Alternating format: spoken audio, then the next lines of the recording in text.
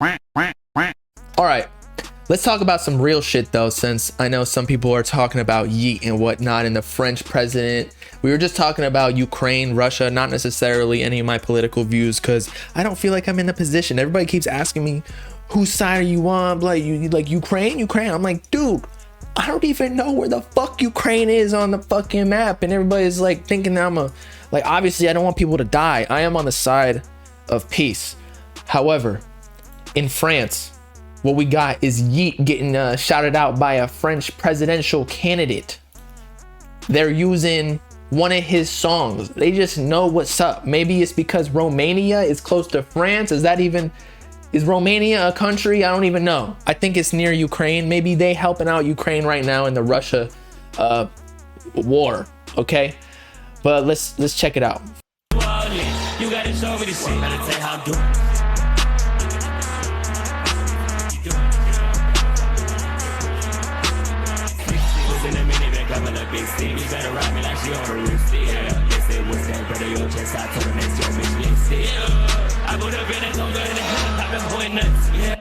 All right, be realistic. How many more voters do you think that they got because of them posting the Yeat Money So Big? I think that song was. I can't even recite the names of songs of Yeat just because a lot of them sound relatively the same, even though they're hard. It's the same thing with like K Suave. I can't tell which song it is. I just know it's Suave because of the voice and like the vibe, and it's like it's hard. People are saying it's fake. I might have to become a French citizen just so I can vote for our guy here, because he definitely got some marketing geniuses on their side. I don't know how many French fans there are of Yeat. I don't know if that would even be, I don't know, would that be beneficial? You're from France and you voted for him because of Yeat. Okay, see, we got one already. No presidential campaign is editing their video like that. Nah, you're right. There was like glitch edits. I was like, this is definitely fake, but you know what? Yeat fans are crazy. Another reason why they're like the Carti fans. Basically, if you make art, like concept art for Carti, it can go viral. Just similar to what's going on with Yeat. Like, how random is that? It's not even like a meme edit, but it's still funny as hell just because of like, who would have thought to put his music behind a French presidential campaign? But anyway, so in addition to that, that was like the unserious part of this. But what I did want to talk about is Yeat is he's already done with his next album. Right when he finished his last album, Two Alive, and he hasn't even dropped the deluxe. So I would think that with the deluxe, you would have to be done with it and right when you're done with it, you would drop it. And this is kind of what he did last time with Up to Me. Right when he finished that album, he said he was already working on the last one. I mean, the next one, Two Alive.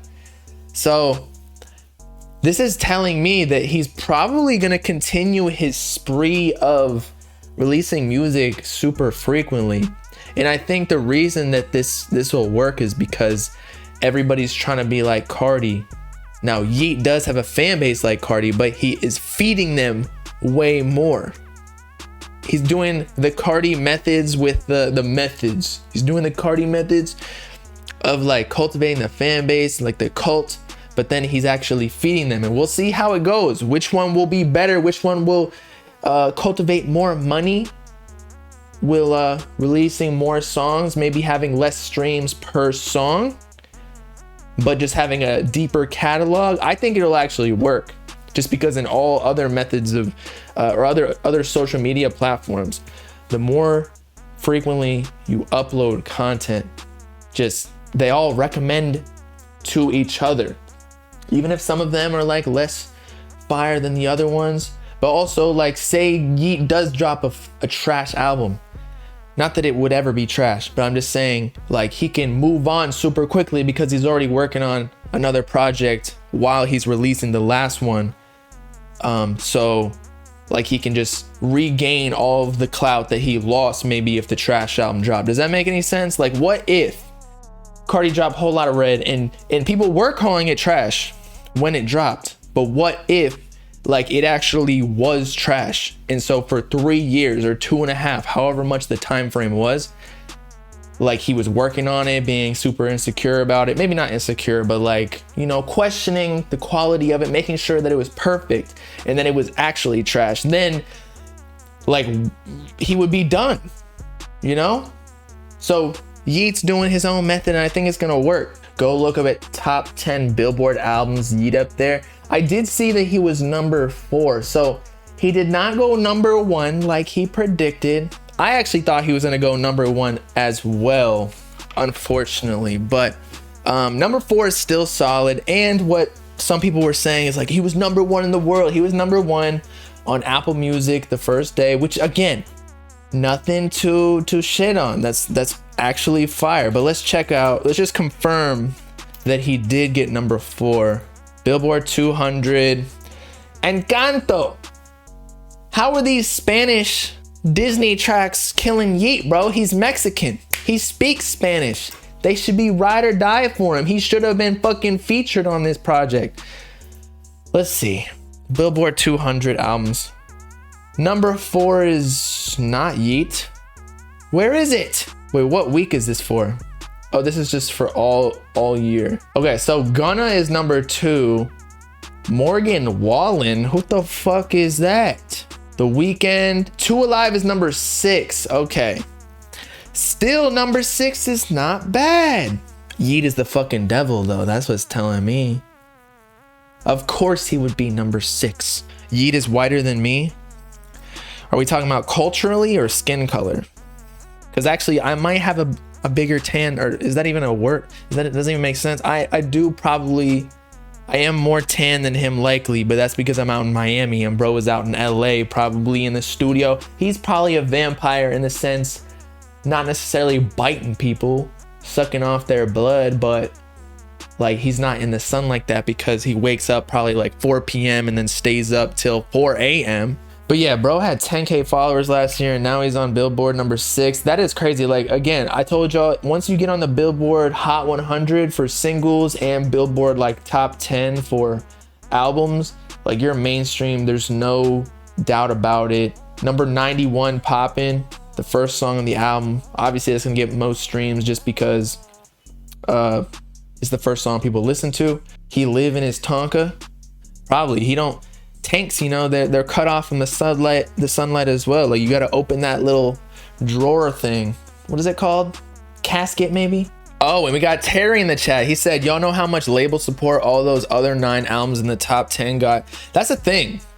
So like, yes, these albums got like past Yeat, right? We got Sour, Olivia Rodrigo, who's like a pop artist. Weeknd, also pop artist. Morgan Wallen. I have no idea who that is, but he probably got pushed up against the wall by his label and fisted through his asshole.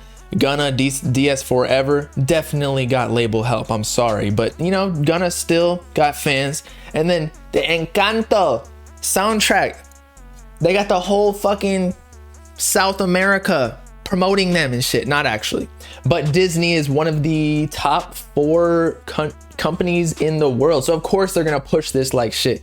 And Yeat, I don't even think he got one song on Rap Caviar, as we discussed last stream. So the fact that he's on here pretty much all organically, I guess they were just testing him. I think next album he might get pushed more so, but the good thing about having organic and maybe not really caring about the number 1 spot is that he profits way more now. So Gunna may have sold 145K first week, but maybe his label put in like $2 million worth of promo into it, and so they profited like they have to break even by first getting the $2 million of sales, and then the rest is profit. Whereas Yeat, he probably just, you know, broke off bread for the producers and cover art, which I think he even might have made himself or somebody in his camp, among other things, and then he just profits the rest of it because he didn't promote it. It's just like what we talked about with Carti. Like if you just give good content with an organic fan base, you don't have to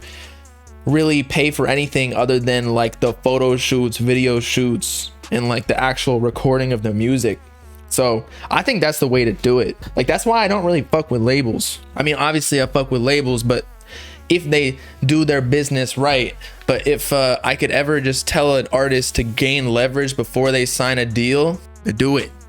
Because these labels, they're gonna cop a fat percentage off you, and they're gonna have to use a lot of marketing money to boost your sales, or else you'll get fucking clowned if you're not big before you sign and drop your first album. Gunna already had 2 #1 albums before DS Forever, but Yeat was underground. That's facts. Gunna has been mainstream for a while, ever since like the Lil Baby and Gunna collab tape, like DS3. No. DS2 might have been his like first breakout album. Let me look. I gotta check this. I'll know by the cover art. DS3 was his first like breakout album because it had like Hell of a Price, I Took the Top Off, all those songs. That album was fire. How do I explain the Gunna and Young Thug feature? They don't just do features for free, nor just anybody. They're too expensive for an independent. Blacks, I'm not gonna lie to you, you're right. They definitely had to throw a little bit cash for those 2 features. But also at the same time, those features are gonna pay for themselves. And I do think they might have given Yeat a discount just because they know, like Uzi probably did as well. And if Drake happens, probably did as well for that as well. Why did I just say as well so many times? Y'all get the point. Because they knew Yeat was like gonna be the next hottest thing. So it's gonna be beneficial for them as well to like attach their name to his come up, right? It's almost like Travis Scott signing SoFago.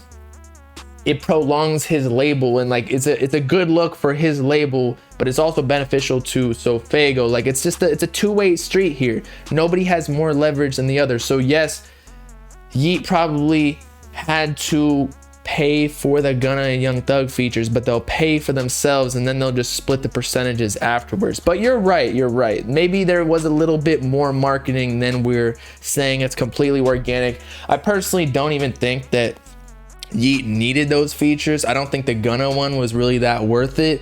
Outside was definitely a banger.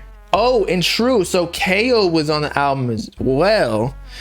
And so maybe YSL, since Gunna and Young Thug, well, it's Young Thug's label, maybe they're like, yo, put KO on there, like to give him a look, and we'll give you the Gunna and Young Thug feature, because ultimately Thug is trying to get all of his artists popping so that it's just more money in the long run. I don't necessarily, I mean, Yeat and Young KO also were cool prior. They had a song even before Yeat, as in the song YEET that was on KO's album. So it looks like they've been cool for a little bit, but maybe you're right. That's a conspiracy theory to check out. Like if YSL or Young Thug was like, yo, we'll give you Gunna and Thug for free if you put KO on the album, because 2 Alive did end up selling like so much. Ooh, okay. Louis Band says, it's essential for Yeat to drop before the end of the year again. Look at what happened to Roddy Ricch. Drop a hot album, waited hella long, and fell off because the hype was too much. I guess that might be another reason why he might be dropping more. Like if you don't let the hype get too high. Actually, I think 2 Alive had hella hype, especially with the whole rollout. But if you don't wait long enough, like the hype can't exceed the expectations, because people aren't waiting that long. Like for a Whole Lot of Red and Eternal Atake, people were literally like beating off to it every night, dreaming about it, having nightmares about Carti coming into their room at night, sucking off their blood and whatnot. But now Yeat, like he's been feeding people. Like, bro, they don't need to, I don't know, get bags of rice from Goodwill. Like they're getting fed well. They probably obese at this point. I bet you Yeat fans are probably overweight more than any other fan. Eating good too. They eating nice steak and potatoes.